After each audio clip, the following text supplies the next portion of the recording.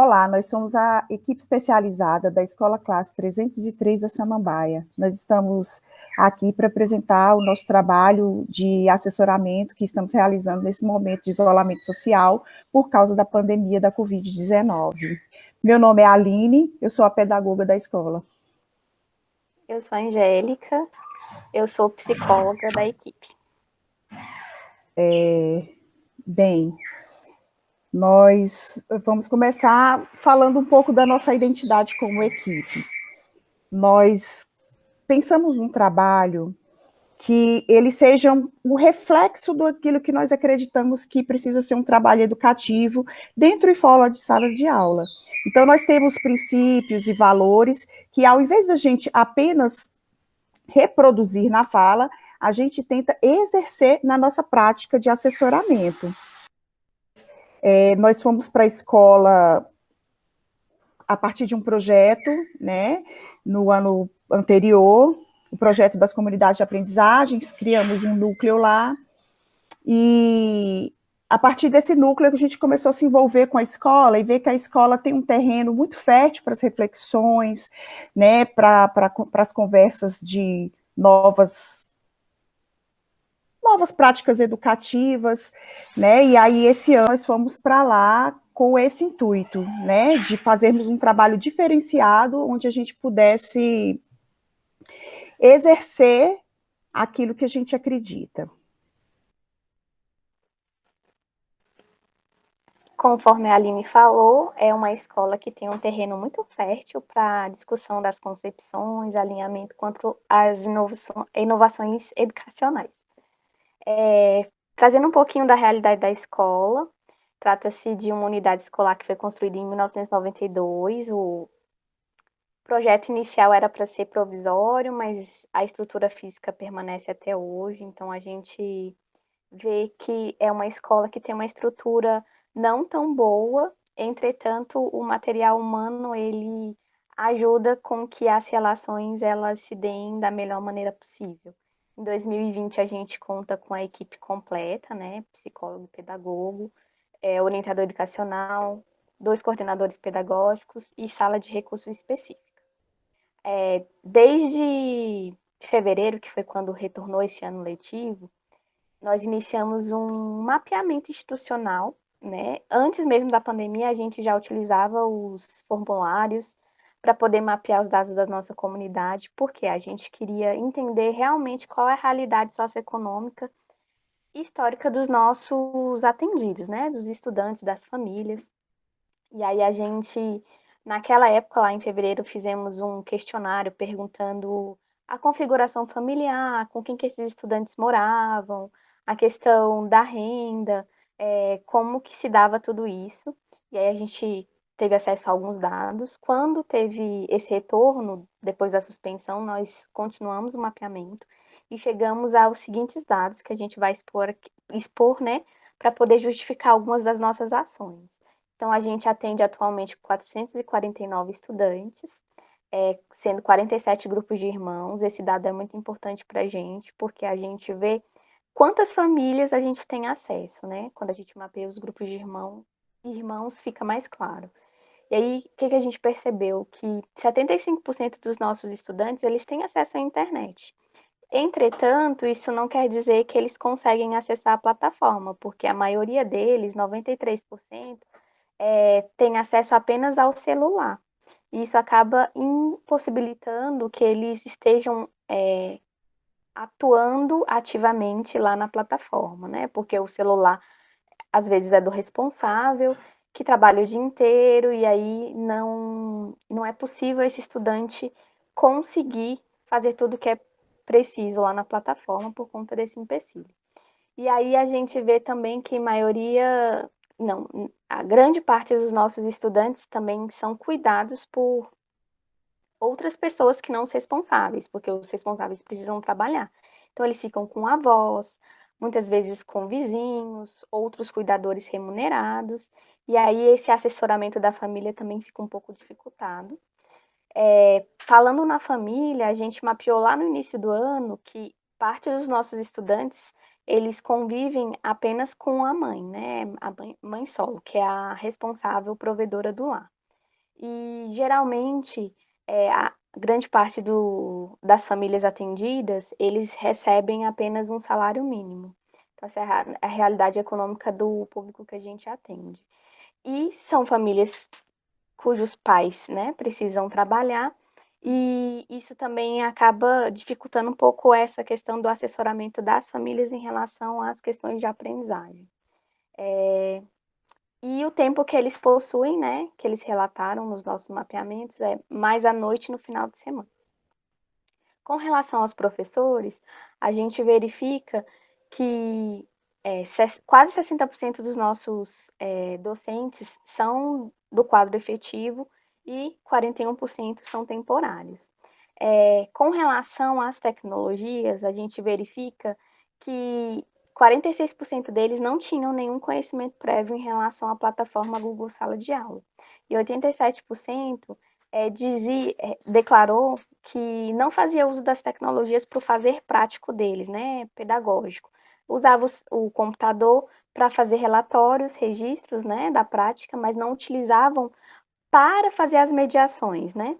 E 87% eles não se sentiam emocionalmente preparados para lidar com esse ambiente de agora, sobretudo pela falta de conhecimento em relação às tecnologias. Então, esses são os dados iniciais da nossa escola. A gente resolveu trazer aqui na nossa explicação para justificar as ações que nós vamos demonstrar jazinho. Isso.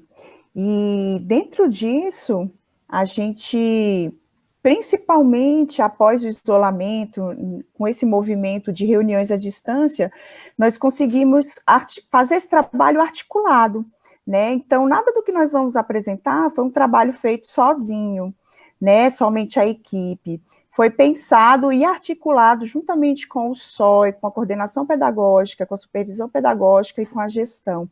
Então, nesse momento, tem dado uma grande oportunidade da gente articular esse trabalho de uma forma bem mais ampla, né? Nós já tínhamos estabelecido, antes da pandemia, essas reuniões, onde a gente pudesse discutir assuntos gerais da escola, mas presencialmente a gente fazia isso até com menos frequência, e nesse momento à distância nós estamos conseguindo pensar a escola de uma forma ampla e com todos os segmentos.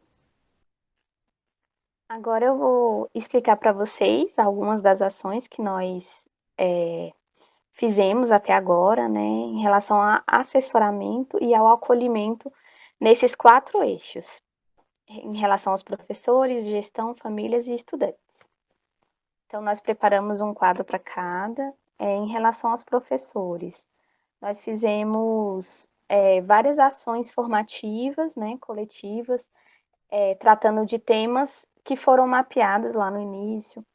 Os principais que a gente destacou aqui, acessibilidade no contexto das atividades não presenciais, para pensar junto com os professores quais atividades e que tipos de arquivo ou modelos de atividades que atenderiam ao nosso público, pensando no mapeamento de que são estudantes que não possuem tanto acesso a essa ajuda dos pais, porque os pais trabalham, então como tornar essa atividade acessível para explorar a autonomia desses estudantes.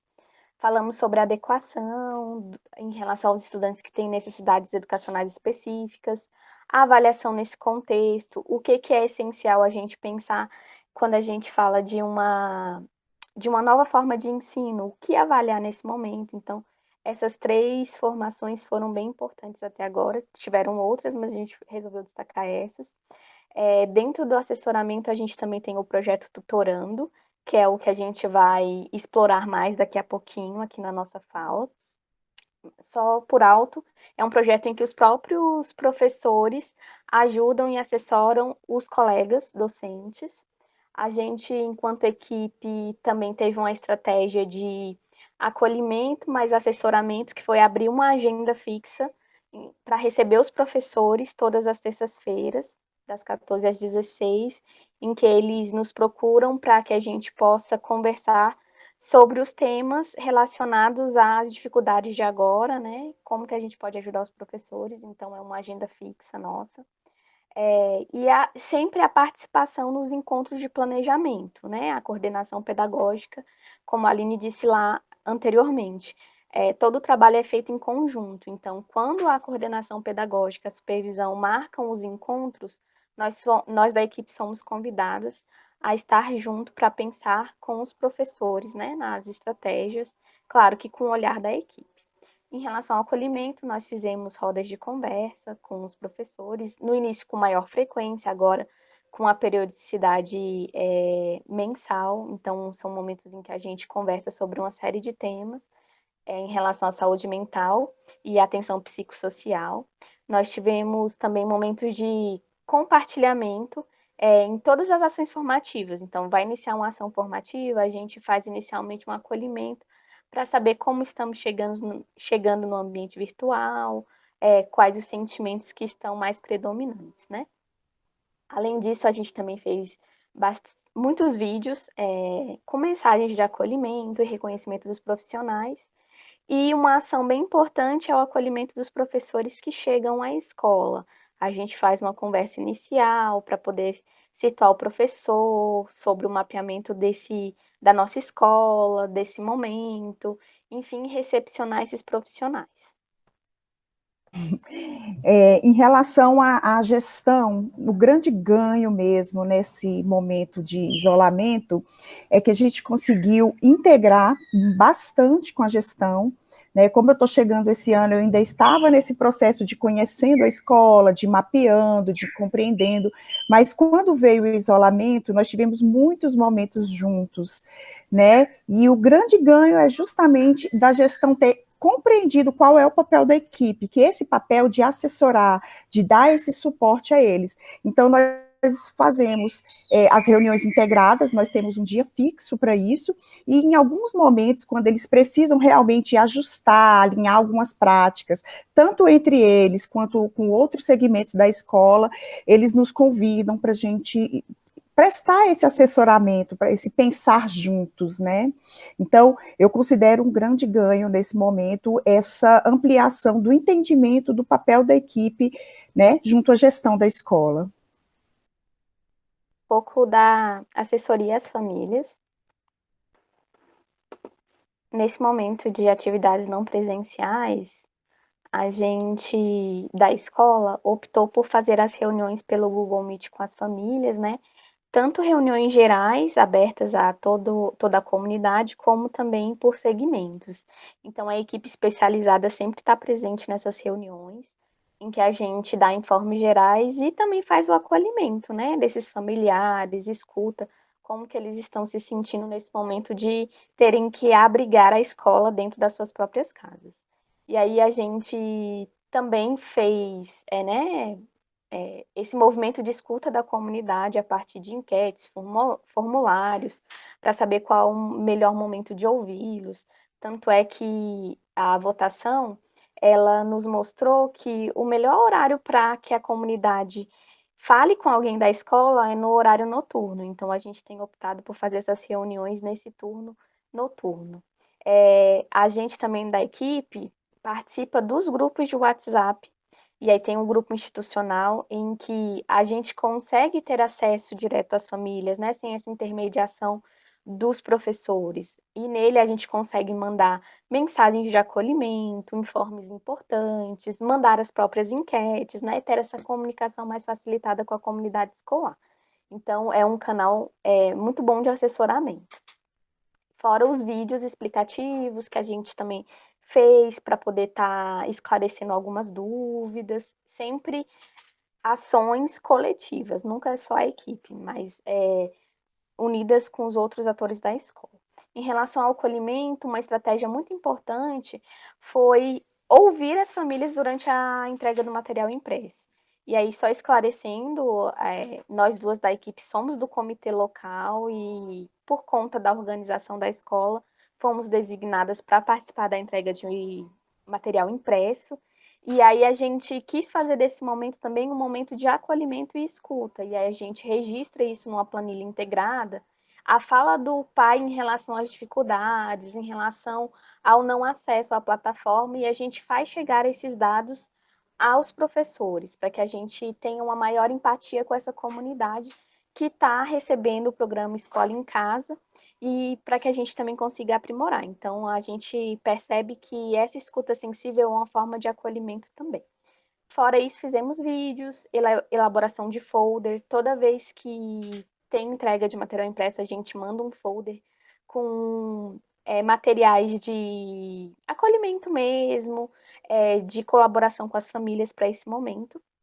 E recentemente a gente fez um e-book voltado para as famílias educadores, falando um pouco sobre a afetividade, essa relação, né, entre família e escola. E assim, não satisfeitos com esse acesso aos professores e às famílias, a gente também quer ter acesso ao estudante, a fala fidedigna dele, né? Então, assim, além da gente ter feito todo um trabalho de alcançá-los com folder que vai junto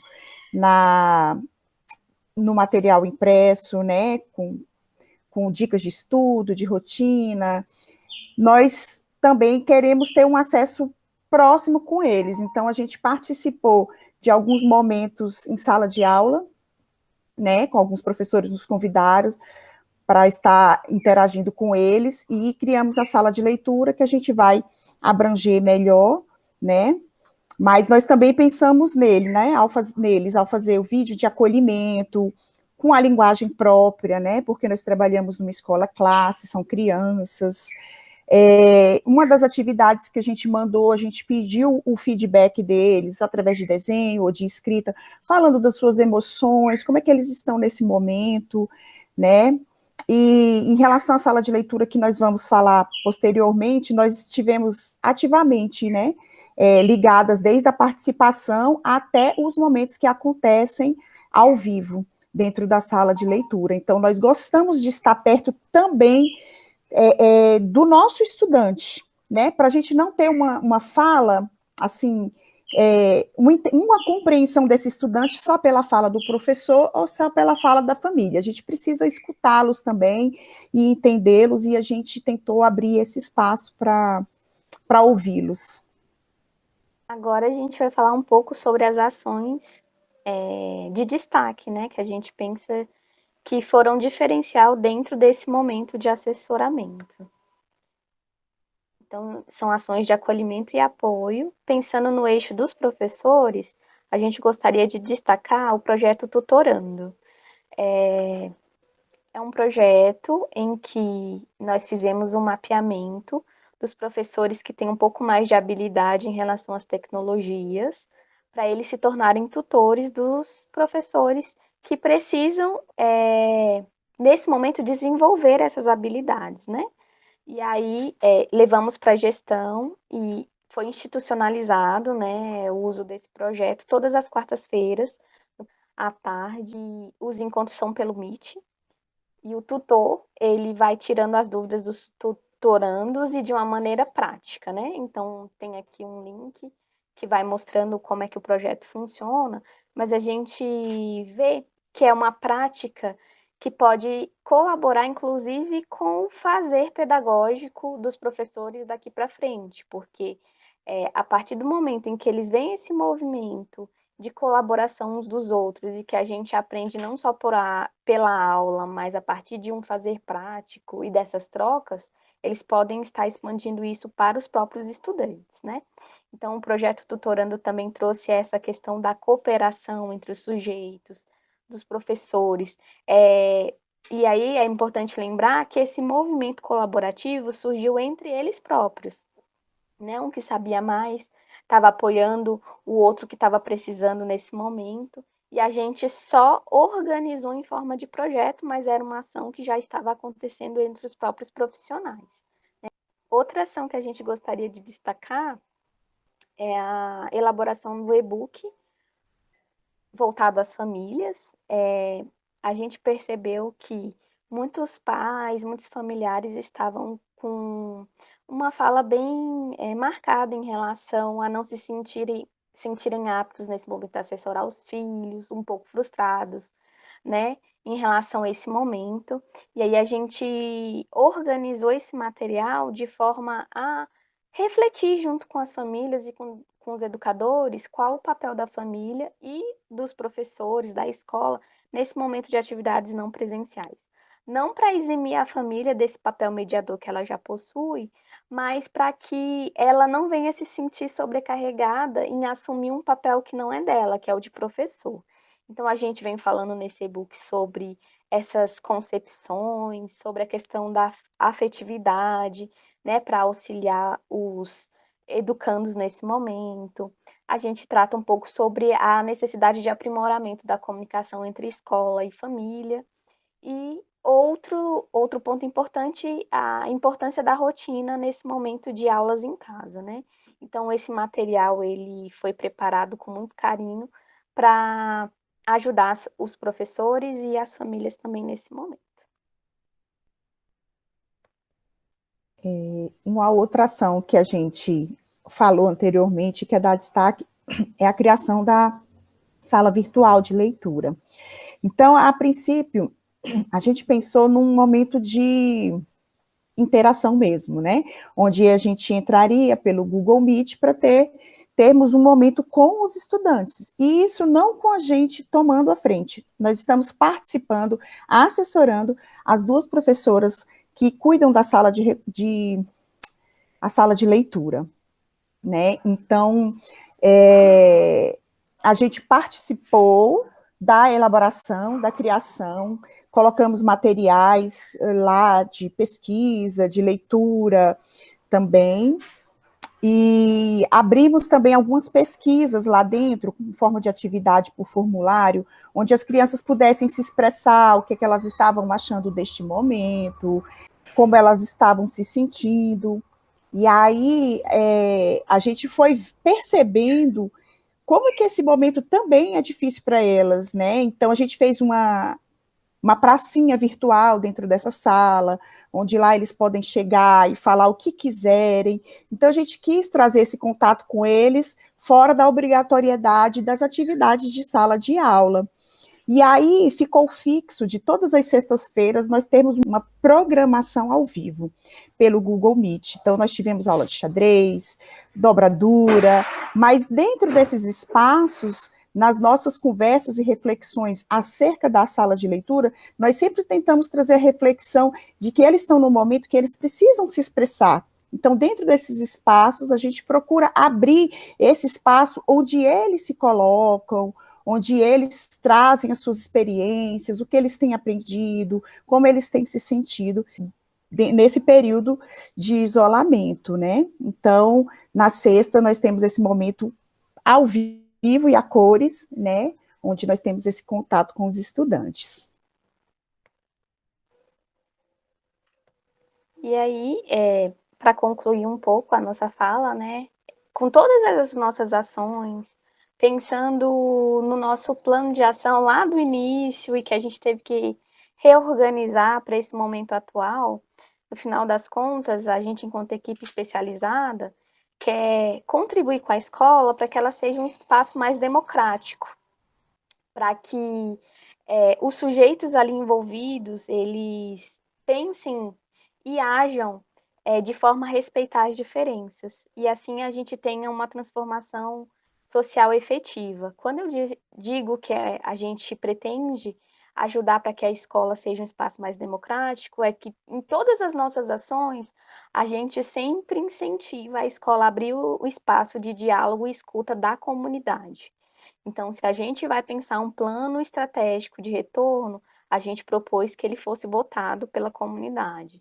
Nesse momento, a gente está planejando o conselho de classe, a gente está propondo que a comunidade seja escutada e ouvida em relação à avaliação que elas fazem desse momento agora de aulas não presenciais. Então, a escuta e o diálogo, eles são muito incentivados dentro da nossa prática de assessoramento. Em todas as nossas reflexões que a gente senta com os atores da escola, a gente tenta organizar de modo que todos pensem quais as vozes precisam ser ouvidas ali, né? Então, um lugar onde a gente pretende chegar daqui a um tempo, nessa escola mais democrática. E isso tudo está justificado dentro da nossa orientação pedagógica, né? Essa questão da oxigenação e renovações das práticas educativas é uma atuação da equipe especializada. Então, a gente tem visto que temos proposto muitas ações que convergem para o que está escrito aqui dentro da nossa orientação pedagógica. E para nós não concluirmos, né, nós pensamos nessa frase do Paulo Freire, porque nós nos espelhamos muito nessa prática que o Paulo Freire veio trazendo, né, de olhar para o outro como sujeito, desde o estudante até o gestor. Então, na escola, todos somos sujeitos. E aí nós, né, pensamos que, ao pensar nisso, ao refletir com cada ator da escola o seu papel, sempre olhando que ele, naquele momento, é um sujeito, né? Então, nós tentamos que a nossa prática, os nossos valores reflitam aquilo que a gente acredita como educação. É a frase que está aí na tela, ser é tarefa de sujeitos, não de objetos, e é como sujeito, e somente enquanto sujeito, que o homem pode realmente conhecer Paulo Freire. Então é isso. A gente agradece pela oportunidade de poder estar compartilhando com vocês a nossa atuação aqui na Escola Classe 303 de Samambaia. Obrigada.